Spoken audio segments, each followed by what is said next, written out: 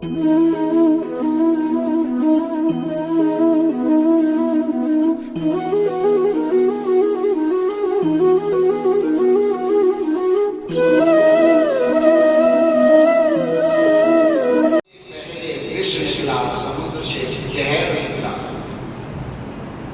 से विष निकला, जहर निकला उसमें से। अब देवता कहने लगे दैत्यों से कि भैया सबसे पहले जो निकला है इसे तुम पी लो, जहर को तुम पी लो। दैत्य कहने लगे नहीं नहीं, हमको क्या बेवकूफ समझ रखा है, जहर को हम पिए, जहर को तुम पियो, हम तो अमृत पिएंगे। अब जहर को ना तो कोई देवता पीने के लिए तैयार हुआ, ना कोई दैत्य पे तैयार हुआ। और सोचने लगे कि भाई इसको क्या किया जाए, क्या करें, इसको कौन पिएगा। आखिर में आकर के भगवान शंकर की प्रार्थना करते हैं।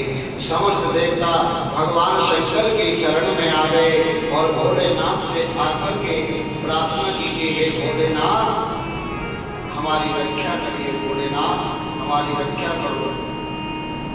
तो भोलेनाथ की आकर के और समस्त देवताओं ने बड़ी सुंदर स्तुति की है और प्रार्थना की है कि हे भोलेनाथ इस विष को आप थोड़ा ग्रहण करना। क्या से प्रार्थना करते हैं, हमें भोले वाले डमरू वाले नंदी के यशवान शरण तेरी आ गए।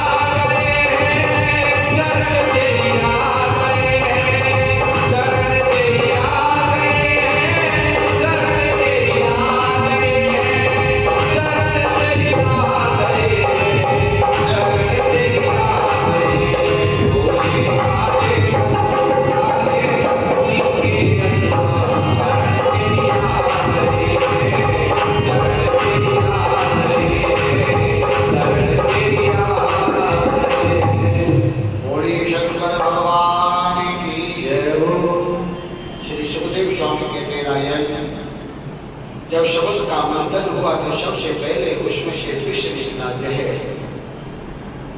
उस जहर को पीने के लिए भगवान शंकर को तैयार किया। भोलेनाथ से प्रार्थना की कि प्रभु इस विष से हम जल रहे, आप हमें बचाइए। भगवान शंकर ने कहा कि ठीक है, मैं रक्षा करता हूँ। बगल में पार्वती जी बैठी हुई थी। पार्वती जी से पूछा, देवी ये देवता और दैत्य मुझसे जहर पीने के लिए कह रहे हैं, आपकी इजाजत हो तो मैं पी लूं। पार्वती जी ने कहा, स्वामी ये देवता और दैत्य बड़े चालाक हैं और आप बहुत भोले हैं, इसीलिए आपका नाम भोलेनाथ है। ये देवता ही क्यों नहीं पी जाते इस जहर को? भोलेनाथ ने कहा, देवी भलाई करना सबसे बड़ा परोपकार होता है, कोई बात नहीं, मैं इसको पी जाता हूँ। पार्वती जी ने कहा, स्वामी पीते रहे हो, लेकिन ध्यान रखना इसको अंदर मत जाने देना। पीते रहे हो लेकिन अंदर मत जाने देना, गले तक ही रखना। तो भोलेनाथ ने मेरे ठाकुर का ध्यान करके, मेरे गोपाल का ध्यान करके उस विष को पीने लगे। तो उस विष से नीचे कुछ बूंदें गिर पड़ी, उनको सर्पों ने ग्रहण कर लिया विष को। और जैसे ही उस जहर को पिया, उसी समय मेरे भोलेनाथ का कंठ नीला पड़ गया और उनका एक नया नाम पड़ गया, नीलकंठ। बोलिए नीलकंठ भगवान की जय। भगवान का नया नाम पड़ गया। प्राणेश्वर प्राण प्रांत सागरः क्षणभंगुरीवद्वलेषु भूतेषु मोहिश्रद्धया। भगवान शंकर तो मेरे गोविंद के भक्त हैं, राम की प्रेम परम भक्त हैं। इसके पश्चात देवता पर दैत्यों की समस्या दूर हो गई। तो आगे फिर जो है मंथन प्रारंभ हुआ है, समुद्र मंथन आगे प्रारंभ हुआ। तो उसमें से कामधेनु गौ निकली, उसे ऋषि ब्राह्मणों ने ले लिया, क्योंकि गौ संतोष का प्रतीक होती है। प्रेम से कहिए राधे राधे। आगे फिर उसका मंथन किया गया, समुद्र मंथन प्रारंभ हुआ। उच्च श्रवा नामक घोड़ा निकला, उस घोड़े को दैत्यों ने ले लिया। ये अर्थ पर महु का रूप है। फिर आगे उसमें से ऐरावत हाथी निकला। ऐरावत हाथी को इंद्र ने ले लिया। परजात नामक वृक्ष निकला, अप्सराएं निकले, देवताओं ने उनको ले लिया। आगे फिर मंथन हुआ, उसमें से लक्ष्मी जी निकली। और लक्ष्मी जी को देख करके दैत्य और देवता आपस में कहने लगे कि इसे हम लेंगे, इसे हम लेंगे, इसे हम लेंगे। आपस में झगड़ा करने लगे। अब लक्ष्मी जी से पूछा कि आप किसके साथ रहना चाहती हैं? तो लक्ष्मी जी ने देवता दैत्यों से दोनों से कहा कि मुझे जो सबसे सुंदर लगेगा, जो अच्छा लगेगा, मैं उसके साथ में रहूंगी। आप दोनों अपनी अपनी पंक्ति लगा करके बैठ जाइए। तो एक तरफ देवता बैठ गए, एक तरफ दैत्य बैठ गए। और लक्ष्मी जी ने अपने हाथ में जयमाला लेके और तुरंत मेरे नारायण भगवान गुप्त रूप से आए और लक्ष्मी जी को लेकर के चले गए। बोलिए लक्ष्मी नारायण भगवान की जय। आगे फिर समुद्र मंथन हुआ है, उसमें से मदरा निकली। मदरा निकली तो दैत्यों ने ले लिया। इस प्रकार समुद्र मंथन करते करते उसमें से बहुत सारी औषधियां निकली। उन औषधियों को कुछ दैत्यों ने लिया, कुछ देवताओं ने लिया, कुछ दैत्यों ने ली, कुछ देवताओं ने ली। इस प्रकार मंथन करते करते आखिर में उसमें समुद्र से धनवंतरी अमृत कलश लेकर के प्रकट हुए। बोलिए धनवंतरी भगवान की जय। धनवंतरी जी अमृत कलश लेकर के प्रकट हुए। तो जैसे ही अमृत कलश लेकर के धनवंतरी हुए प्रकट, दैत्यों ने जाकर के एकदम उस अमृत कलश को छीन लिया है। अमृत कलश को जब छीन लिया और अमृत कलश को जब दैत्य लेकर के भागने लगे, तो भागने लगे। आगे आगे दैत्य हैं, पीछे पीछे देवता हैं, चले जा रहे हैं। उस अमृत कलश से कुछ बूंदे धरती पर गिरे। एक बूंद अमृत कलश के हरिद्वार में गिरे। जहाँ महाकुंभ होते हैं वहाँ अमृत के कलश गिरा, अमृत गिरा था। हरिद्वार में गिरे, नासिक में गिरे, उज्जैन में गिरे, इलाहाबाद प्रयागराज में अमृत की बूंदें गिरी। जब आपस में छीना झपटी हो रही थी तो मेरे नारायण भगवान ने देखा हो ये दैत्य के हाथ में अमृत कलश पहुंच गया है, मुझे देवताओं की रक्षा करनी चाहिए। उसी समय मेरे नारायण भगवान ने मोहिनी रूप धारण कर लिया। बड़ा सुंदर स्त्री का रूप बनाया, बड़ा सुंदर स्त्री का रूप बना करके और बड़ी मस्त भरी चाल से चली आ रही थी। चलते चलते हंसती हुई अब दैत्यों के पास में आ गई और दैत्यों से कहने लगी कि आप क्यों झगड़ा कर रही हो, आप दोनों क्यों झगड़ा कर रही हो। दैत्यों ने मदपान कर रखा था, मद में मस्त थे दैत्य। उन्होंने मोहिनी रूप स्त्री को देखा तो उसकी चेहरे को देख करके उस पर मोहित हो गए और कहा कि हम तो जो है इस अमृत को पीने की इच्छा हमारी है। और देवता कह रहे हैं कि हम पिएंगे। मोहिनी रूप नारायण ने कहा कि आप झगड़ा मत करिए, अगर आप कहें तो इसका फैसला मैं किए देते हो। प्रेम से कहिए राधे राधे राधे, मैं इसका फैसला किए देते हो। दैत्य ने अमृत का कलश मोहिनी के हाथ में दे दिया। मोहिनी रूप नारायण भगवान के हाथ में दे दिया और फिर मोहिनी ने कहा नारायण भगवान ने कि दोनों अलग अलग पंक्ति लगा करके बैठ जाओ। दोनों पंक्तियां लग गई, देवताओं की एक तरफ लगी, दैत्यों की एक तरफ लग गई और अमृत कलश लेकर के मोहिनी नारायण भगवान दैत्यों के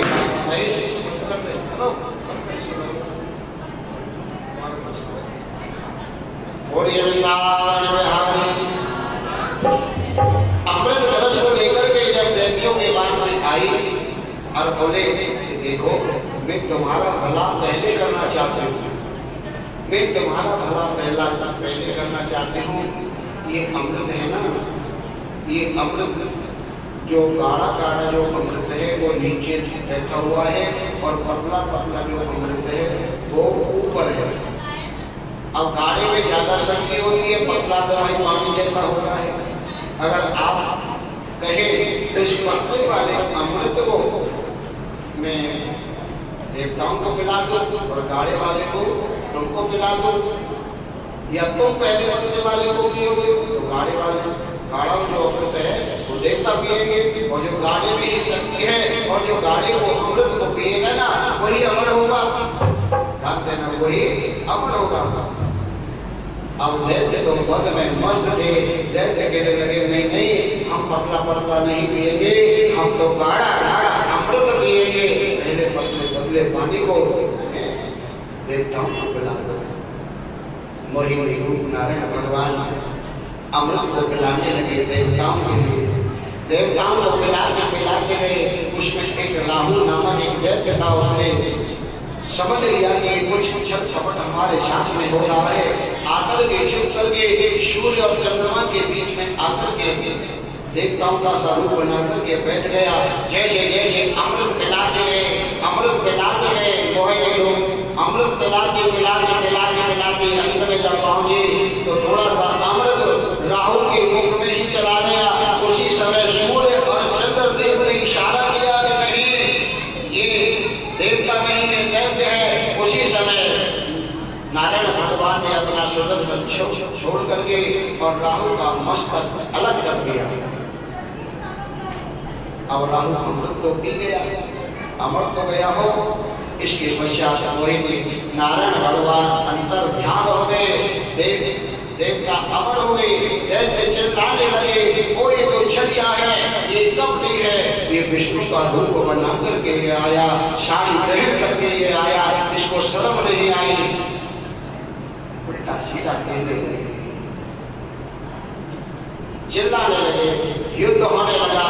उस युद्ध के दौरान देवताओं की विजय हुई और दैत्यों की पराजय हुई। इधर उस समय देखो जब अमृत पिया था ना राहु ने, सूर्य और चंद्र केतु ने जब इशारा करके बताया तो राहु ने उस समय यह कह दिया कि सूर्य चंद्र तुमने ही मेरे बारे में जो बताया मैं तुमको छोड़ूंगा नहीं, एक ना एक दिन इसका बदला तुमसे जरूर लिया करूंगा। ध्यान दीजिए, जो हम लोग सूर्य ग्रहण और चंद्र ग्रहण जो हम लोग देखते हैं वही राहु वाला ही दृश्य है। राहु इस सूर्य को अपने मुख में ले लेता है तो सूर्य ग्रहण होता है। जब उस राहु को भगवान का सुदर्शन चक्र याद आता है तो सूर्य को बाहर निकाल देता है, और जब चंद्र ग्रहण होता है तो चंद्रमा को अपने मुख में ले लेता है, और जब सुदर्शन चक्र का ध्यान आता है तो बाहर निकाल देता है। प्रेम से कहिए राधे राधे। इस प्रकार से समुद्र मंथन हुआ, देवताओं की विजय हुई और दैत्यों की पराजय हुई। दैत्य अपने पाताल लोक को चले गए। बोलिए वृंदावन बिहारी। तो सुखदेव स्वामी कहते राजन, ये समुद्र मंथन के कोई और नहीं है, ये भी हमारी ही कहानी है। ये भी हमारी कहानी है कि ये संसार ही एक समुद्र है। ये संसार एक समुद्र है, इसमें अपने जीवन का मंथन करते रहो और राम ज्ञान रूपी भक्ति का पान करते रहो। इसमें ये मन ही मंदराचल है और प्रेम रूपी डोरी से इसे बांधे रखो। 16 वर्ष से ही ये मंथन शुरू हो जाता है। ध्यान, तो ये मन संसार है। जब ये मन संसार में डूबने लगता है तो आकर के भगवान ही इस जीव को सहारा देते हैं। प्रेम से कहिए राधे। इस प्रकार ये समुद्र का मंथन हुआ। राजन, एक बार देवऋषि नारद जी महाराज भगवान शंकर का दर्शन करने के लिए कैलाश पर्वत पर पहुंचे। भगवान भोलेनाथ के दर्शन किए तो देवऋषि नारद जी ने कहा, भोलेनाथ आपने भगवान के जितने भी अवतार हुए, जितने भी रूप हुए, सभी के आपने दर्शन किए, और आपने क्या अभी जो कुछ समय पहले जो अवतार हुआ वही के रूप के क्या प्रभु आपने दर्शन किए नहीं किए? भोलेनाथ कहने लगे, नारद जी मैंने वही के रूप के दर्शन नहीं किए। कैसा था? नारद जी कहने लगे, अरे भोलेनाथ क्या बताएं आपको, बड़ा सुंदर मोहिनी रूप था, कैसी चाल थी, कैसे उसके होठ थे, कैसे उसके नेत्र थे, बड़े सुंदर। अगर आप उस रूप के दर्शन कर लेते तो भोलेनाथ आप भी कृतार्थ हो जाते। ऐसा जगत के देवऋषि नारद जी चले गए।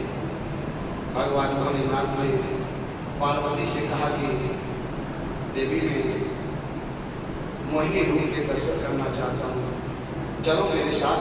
पार्वती को लेकर के और भोलेनाथ आ जाते हैं वैकुंठ लोक में। नारायण भगवान से प्रार्थना की कि प्रभु जब जब आपने रूप धारण किया तब तब मैंने आपके दर्शन किए, हर स्वरूप के हर झांकी के दर्शन किए, आप मुझे अपना मोहिनी रूप दिखलाओ ना, अपना मोहिनी रूप दिखलाओ ना। भगवान विष्णु कहने लगे, भोलेनाथ आपने तो कामदेव को वश किया है, कामदेव को भी भ्रष्ट किया, फिर इतना मोह में क्यों पड़ रहे हो? भोलेनाथ ने कहा, नहीं नहीं, मुझे आप दिखाओ जरूर, मुझे एक बार अवश्य दिखाओ। भगवान विष्णु, शंकर और पार्वती जी तीनों बतराते बतराते एक उद्यान माने बगीचे में पहुंच गए। बातचीत करते हुए बगीचे में गए। उसी समय मेरे नारायण भगवान ने माया रची तो एक युवती अपने गेंद लेकर के गेंद को उछाल रही थी, पुष्पों की चारों तरफ डोल रही थी। जैसे ही भगवान शंकर की नजर उस युवती की ओर गई, स्त्री की ओर गई, उसी समय मेरे भोलेनाथ उस पर मोहित हो गए और पार्वती को भूल गए, पार्वती को छोड़ करके और उस युवती के पीछे पीछे पीछे दौड़ने लगे और वह युवती आगे आगे दौड़ने लगी। जैसे ही भोलेनाथ ने जाकर के उस युवती का जैसे ही आलिंगन उसी समय नारायण भगवान मेरे प्रकट हो गए और वहां हरि और हर का मिलन हुआ। जय जयकार हुई, बोल नारायण भगवान की जय। दर्शन हो गए, भगवान भोलेनाथ नारायण भगवान के चरणों में गिर पड़े। नारायण भगवान कहने लगे, भोलेनाथ मैंने कहा था ना कि माया बड़ी विचित्र होती है। इसके पश्चात वही रूप के मैंने तुमको दर्शन करा दिए। शंकर पार्वती अपने कैलाश पर वापिस आ जाते हैं। तो भगवान शिव ने जगत को यही ज्ञान दिया है कि भक्तों, मेरे कृष्ण की, मेरे गोविंद की माया बड़ी विचित्र है। अगर इस माया से छूटना है तो मेरे गोविंद का नाम लेते रहो। प्रेम से कहिए राधे राधे का नाम अनमोल, बोलो राधे राधे। राधे का नाम अनमोल, बोलो राधे राधे। मोहन का नाम अनमोल, बोलो राधे राधे। मोहन का नाम अनमोल, बोलो राधे राधे। राधे श्री राधे राधे, राधे श्री राधे राधे, राधे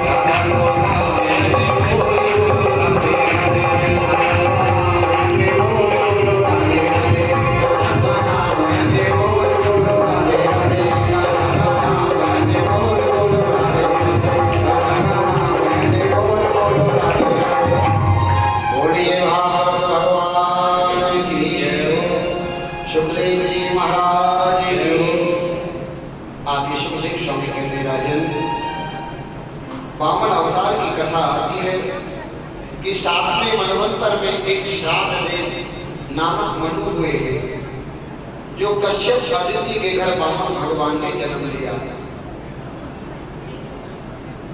तो परीक्षित जी ने प्रश्न किया, गुरुदेव आप मुझे वामन अवतार की संपूर्ण कथा बताओ।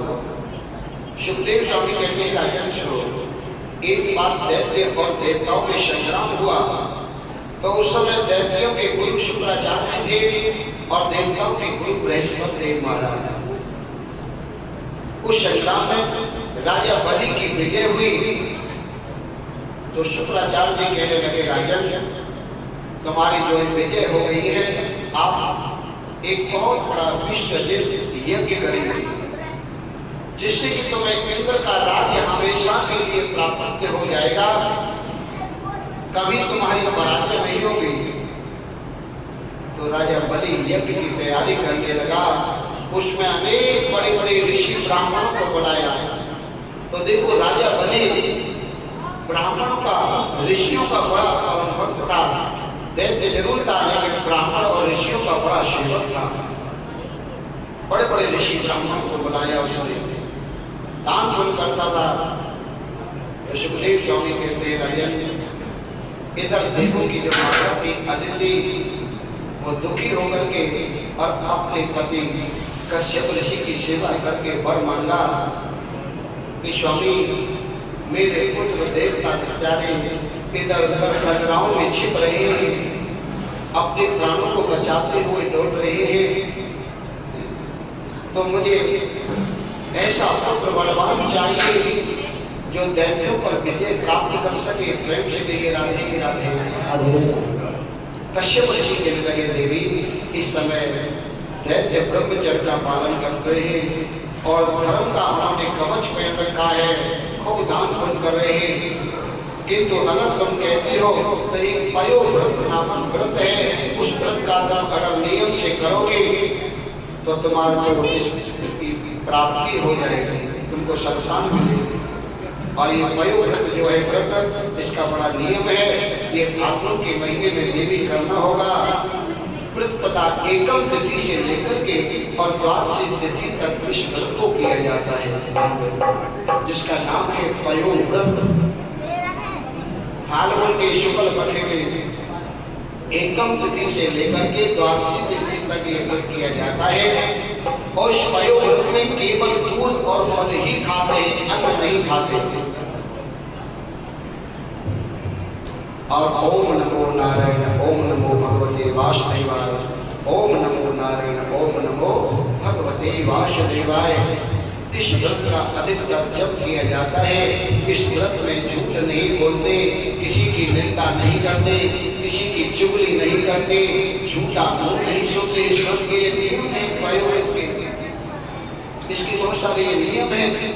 नियम से रहना है तो तुमको उत्तम संस्थान प्राप्त होगी।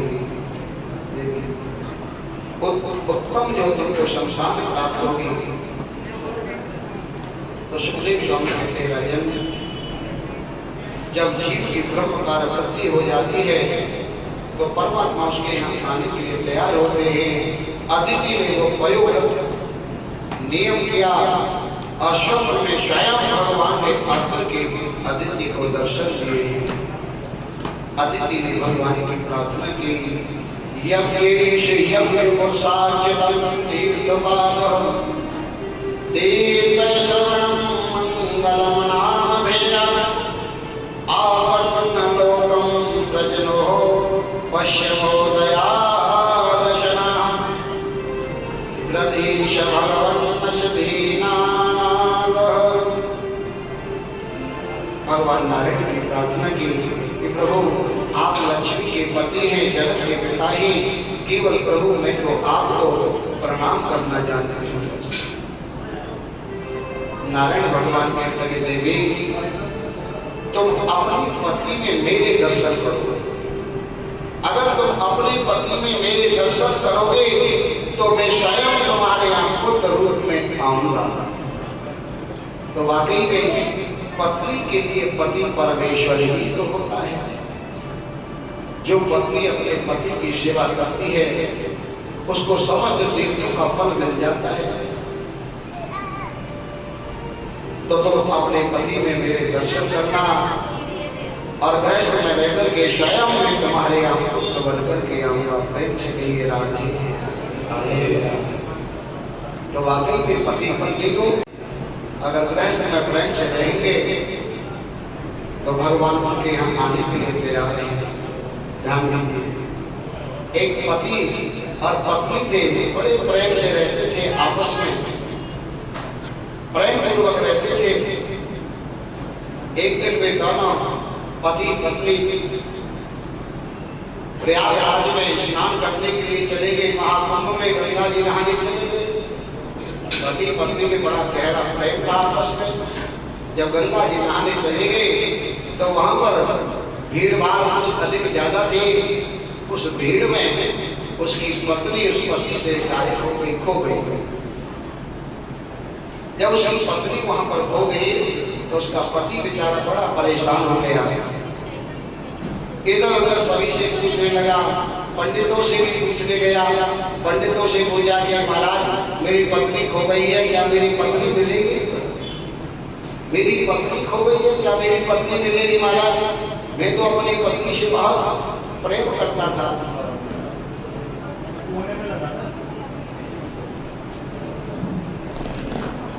कि मैं तो अपनी पत्नी से बहुत प्रेम करता था। तो जिस मंदिर में वो पूछने के लिए गए थे, ध्यान दीजिए,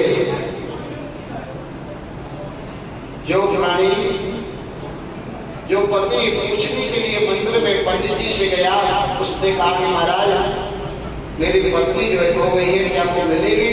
वो मंदिर था राम जी का, ध्यान दीजिए, वो राम जी का मंदिर था। तो राम जी के जो मंदिर के पुजारी थे पंडित जी, उन्होंने कहा कि आपकी पत्नी मिल जाएगी, घबराने की चिंता मत करिए, घबराइए मत, कोई घबराने की बात नहीं है, आपकी पत्नी मिल जाएगी। एक काम करो, आप राम जी के लिए बढ़िया से देसी घी के लड्डू लेकर के आओ और राम जी को भोग लगाओ और तुम्हारी पत्नी मिल जाएगी। अब वो बेचारा बड़ा दुखी तो पहले ही था, दुखी तो बहुत था।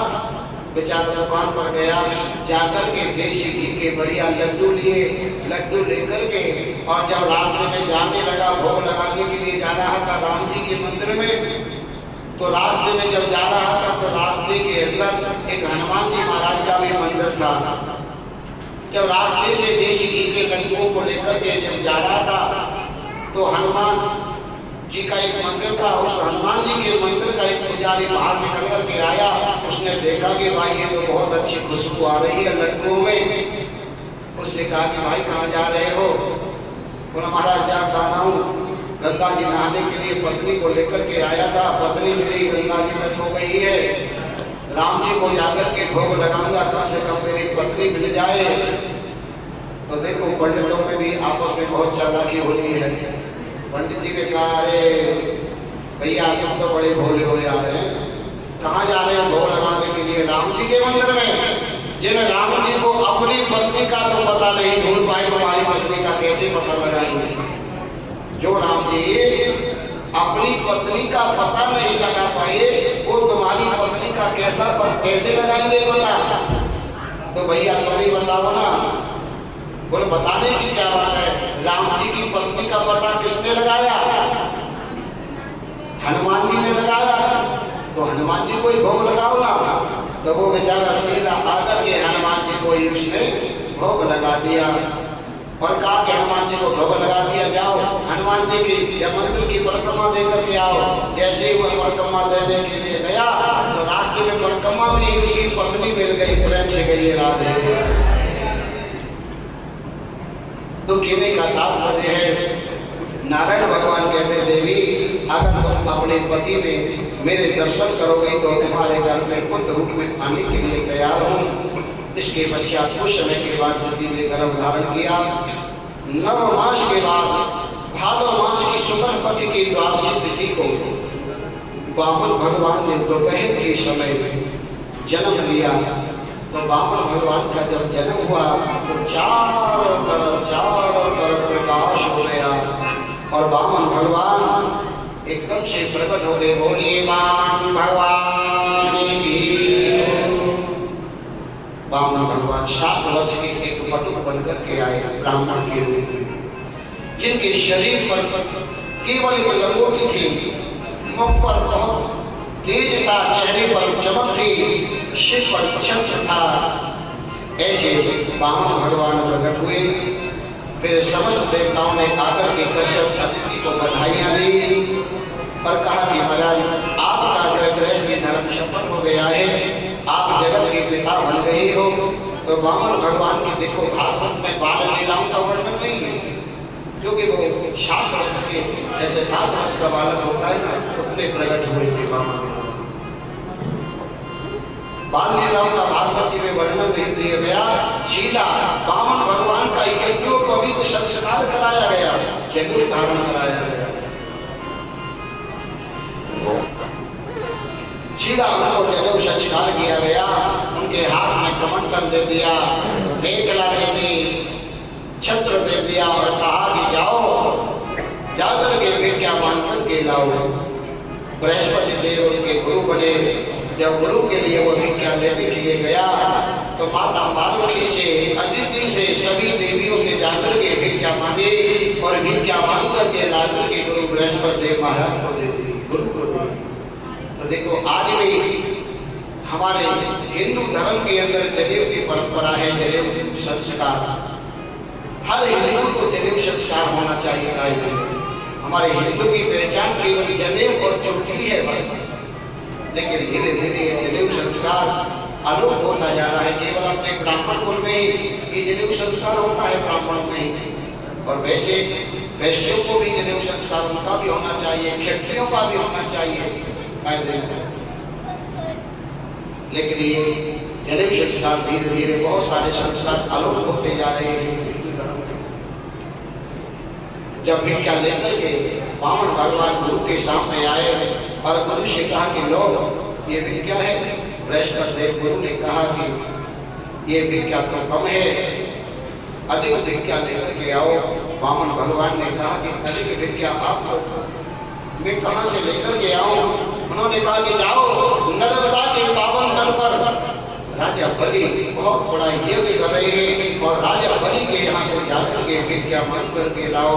तो सीधे वामन भगवान चल दिए, राजा बलि की यज्ञशाला में पहुंचे।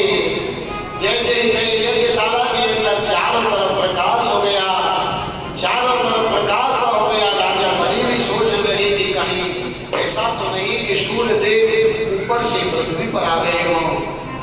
जैसे जैसे वामन भगवान आगे पहुंचे, बलि ने जाकर के बड़ा उनका स्वागत संस्कार किया है। स्वागतम ते नमस्तुभ्यं ब्रह्मदेव नमामि ब्रह्मर्षीणां तपो शाक्यानं तत्तयर्तवोर्धम्।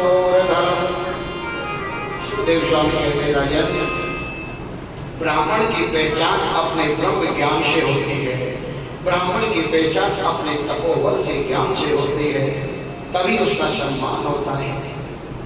राजा बलि ने उठकर के छाया में दंडवत किया और उनको प्रणाम किया और सुंदर अपने आसन पर बैठा दिया। अपनी रानी को बुलाया, रानी का नाम विद्यावती था।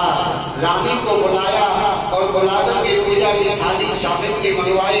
कहा कि मुझे ऐसे ब्राह्मण की ही तो सेवा करनी है, मुझे ऐसे ही ब्राह्मण की तो सेवा करनी है। तो ध्यान देंगे, रत्नावली पूजा की थाली लेकर के जब विद्यावती आई, राजा बलि की एक कन्या थी जिसका नाम था रत्नावली। राजा बलि की कन्या का नाम रत्नावली थी। जैसे ही उसने वामन भगवान के स्वरूप को देखा, जैसे ही वामन भगवान के स्वरूप को देखा है, बोलिए वामन भगवान की। वामन भगवान की छवि को देख करके और रत्नावली मोहित हो गई। ध्यान देने वाली बात है, ध्यान से सुनिए। रत्नावली मोहित हो गई, उसके मन में भाव प्रकट हुआ कि ये कितना सुंदर बालक है। ऐसे बालक को तो मैं अगर अपना स्तन पान कराऊं तो कितना के आनंद आएगा। तो देखो भगवान तो सर्व अंतर्यामी है, भगवान ने उसकी मन की इच्छा को पूर्ण कर दिया। प्रकार की तथास्तु तेरी इच्छा भी मैं पूर्ण करूंगा। तो ध्यान रखिए, ये रत्नावली ही पूतना बनकर के गई थी। और जब वामन भगवान ने तीन चरणों से और तीनों लोगों को नाप लिया तो उसके मन में भाव प्रकट हुआ कि ऐसे बालक को तो विष खिलाना चाहिए, विष देना चाहिए। तो भगवान ने उसकी वो भी मन की इच्छा पूरी की कि कोई बात नहीं, मैं तेरे स्तनों से विष भी ग्रहण करूंगा। प्रेम से देखे राधे। तो ऐसे वामन भगवान का स्वरूप है भक्तों। राजा बलि ने स्वयं वामन भगवान की सेवा की और पाद्यम आचमन करके और उनकी पूजा करते रहे। बोलिए वृंदावन बिहारी प्रार्थना करने लगे। और मेरे प्यारे सवैया नारायण भगवान की जय हो। जय श्री राधे, जय श्री राधे, जय श्री राधे। मेरे श्याम सलोने सवैया तेरा जलवा कहाँ पर नहीं है। मेरे श्याम सलोने सवैया तेरा जलवा कहाँ पर नहीं है। केस बना करके बैठे राजा और जो भगवान का पूजन करेंगे और राजा बलि भगवान की पूजा करता है के साथ। मेरे सामने सलोने सवैया तेरा जलवा कहाँ पर नहीं है। मेरे श्याम सलोने सवैया तेरा जलवा कहाँ पर नहीं है। मेरे सामने सलोने सवैया तेरा जलवा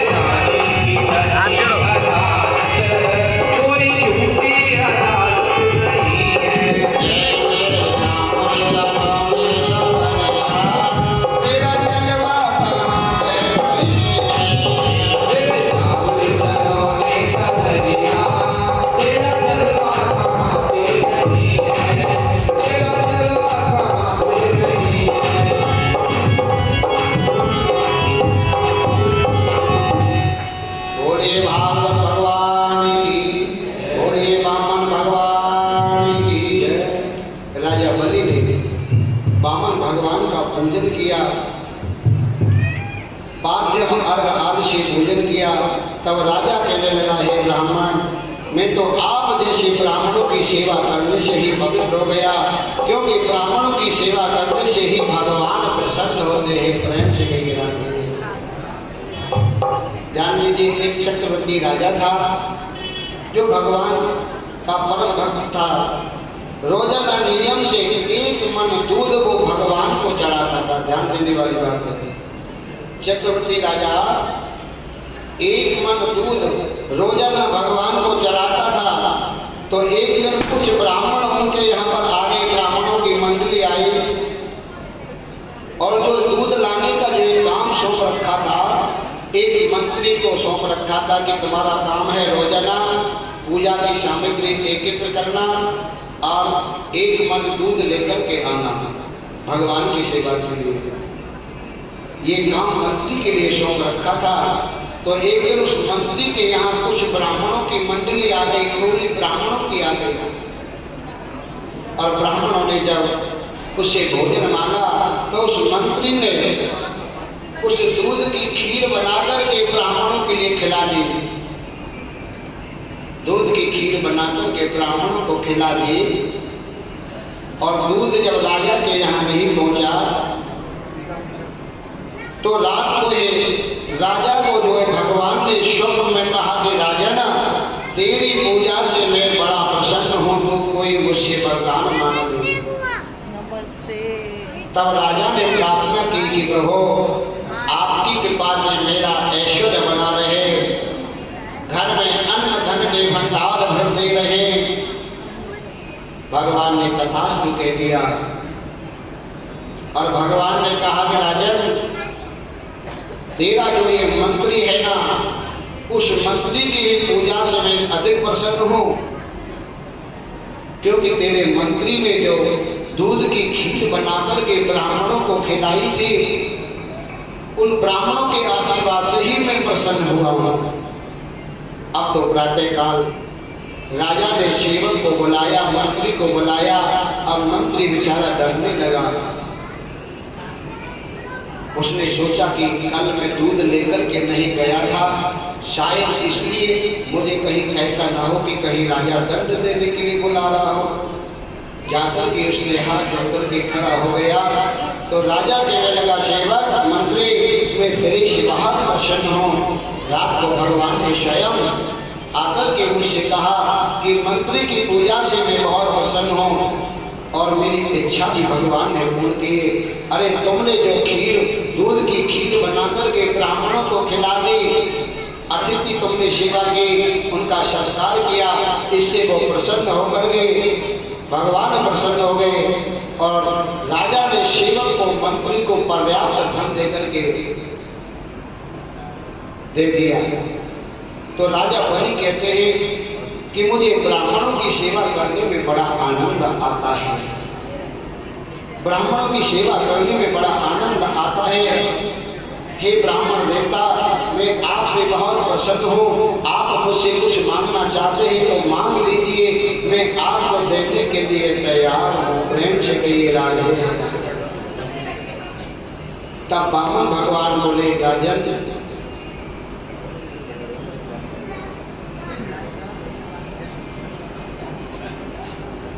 बोले वामन भगवान की। राजा बलि ने बारंबार कहा कि राजन, आप हमसे कुछ मांगिए। अरे शंकर, तेरा कुछ हो गया क्या?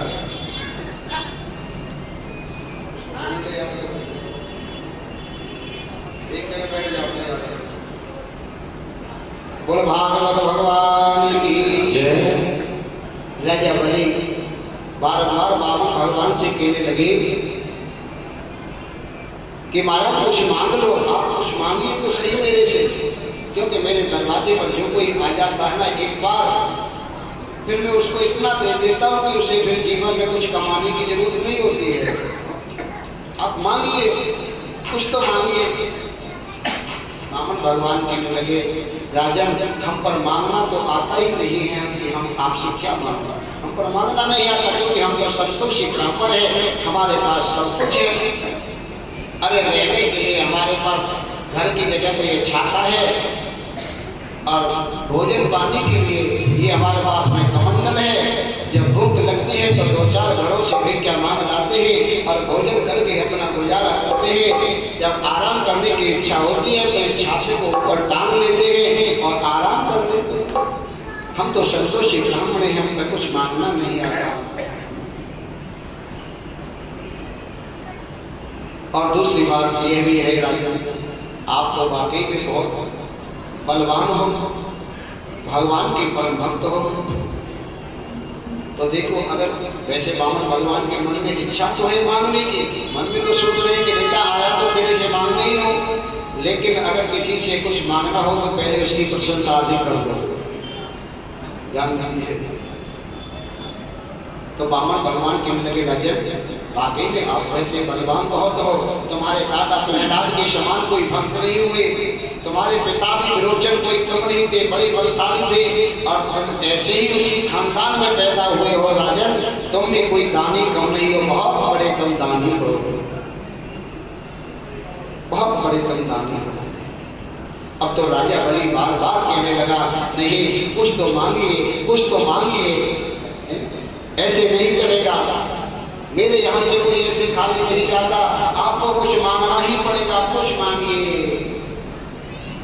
अच्छा, राजा बलि कहने लगा, अच्छा तो आप ज्यादा नहीं मांगते तो आप कहीं तो मैं आपका किसी ब्राह्मणी कन्या से विवाह करा दूं।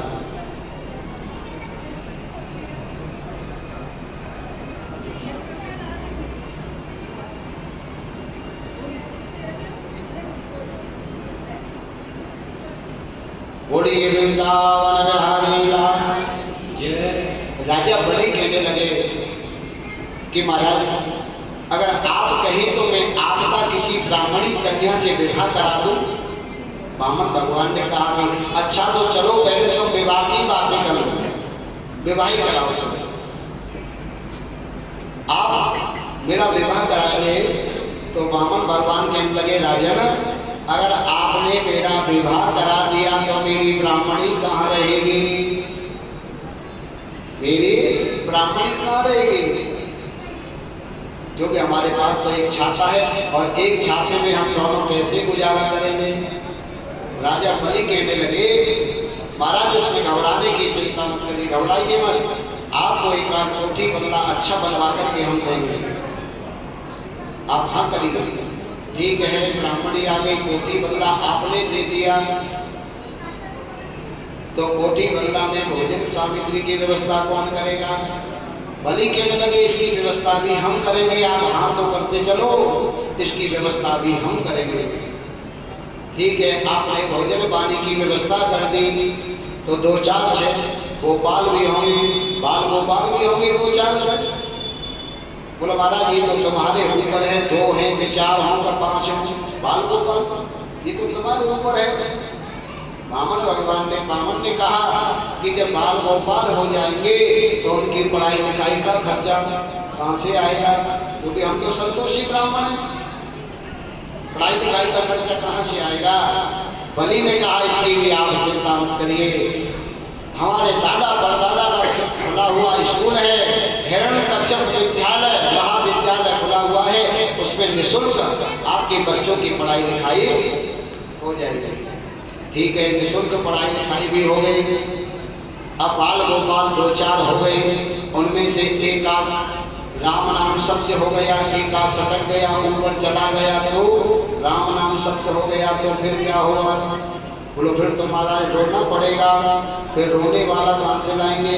रोएगा कौन राजा? बलि कहने लगे, महाराज रोना तो आपको ही पड़ेगा, रोने के लिए कोई किराए पर थोड़े ही पाएंगे हम, रोना तो आपको ही पड़ेगा। तो बामन भगवान कहने लगे, तो राजन हमको ऐसा विवाह नहीं करना, हमको नहीं करना बस। बलि कहने लगे, ऐसे जैसे तो इसको धीरे धीरे लाइन पर ला रहा था और फिर वही आ गया, हमको नहीं मांगना, हमको नहीं मांगना, हमको नहीं मांगना। अरे कुछ तो मांगिए, कुछ तो मांगिए, कुछ तो मांगिए। बामन भगवान ने कहा ठीक है राजन, अगर आप देना चाहते हो, आप कह रहे हो बार बार, तो चलो हम आपसे मांग लेते हैं। पहले तो हमें देने के लिए इच्छा, हमारी लेने की इच्छा नहीं है और आपकी देने की इच्छा है, तो चलो हम कहें संतोषी, हमें केवल अपने ही पैर से 3 पग भूमि का प्रस्थान कर दो राजन, बस ज्यादा नहीं मांगना, 3 पग भूमि बस।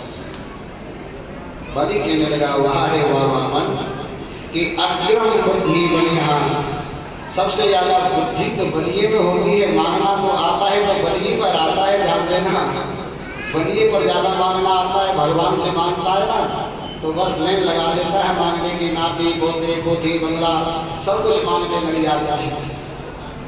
कि अग्रम बुद्धि बलिया, बुद्धि बलिया में ज्यादा होती है, और मध्यम बुद्धि जाट, और दुर्ग बुद्धि दुर्गुणा, तो बामन चौपट बामन तो बामन रह गए, इनमें तो मांगना भी नहीं आता महाराज। अरे मांगा तो ये क्या मांगा, 3 पग भूमि, अरे धन मांगते, दौलत मांगते, कोठी बंगला मांगते, मैं आपको सब कुछ दे देता।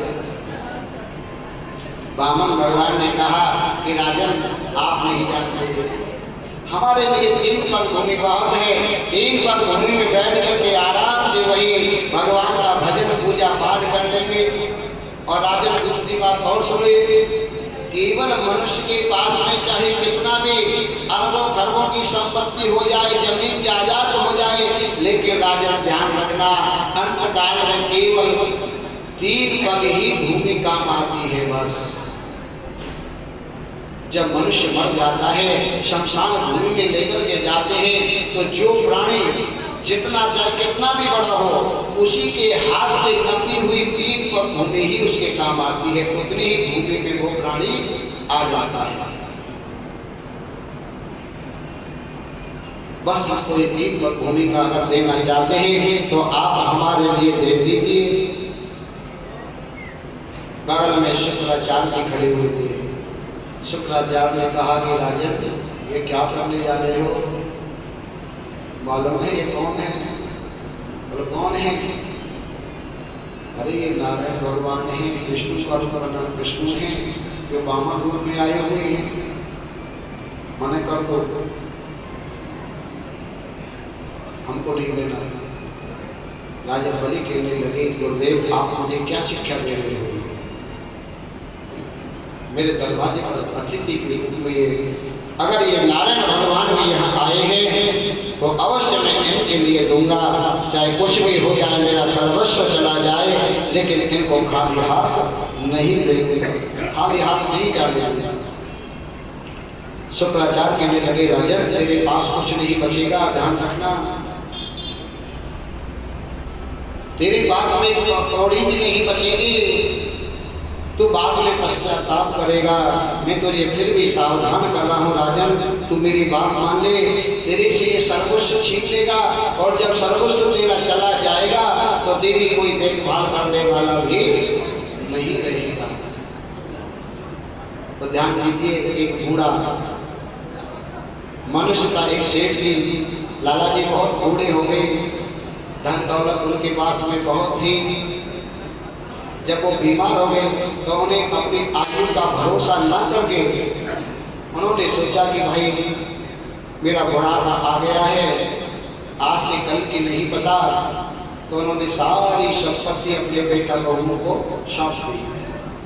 ध्यान दीजिए, अब जैसे ही बेटा बहू को सारी संपत्ति सौंप दी, ठाकुर जी की उसके ऊपर ऐसी कृपा हो गई कि वो सेठ जी भगवान की कृपा से ठीक ठाक हो गए, बच गए बेचारे।